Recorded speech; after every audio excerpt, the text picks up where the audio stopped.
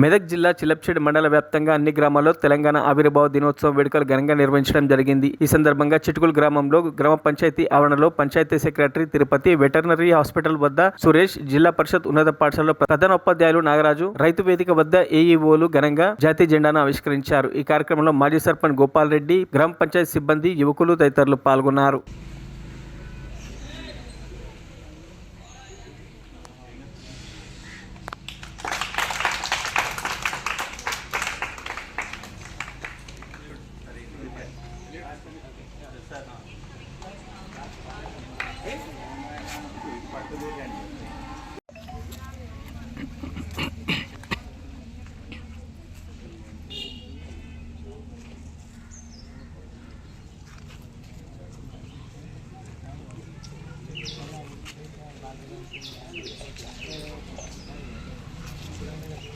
మరిన్ని అప్డేట్స్ కోసం మా ఛానల్ని సబ్స్క్రైబ్ చేయండి.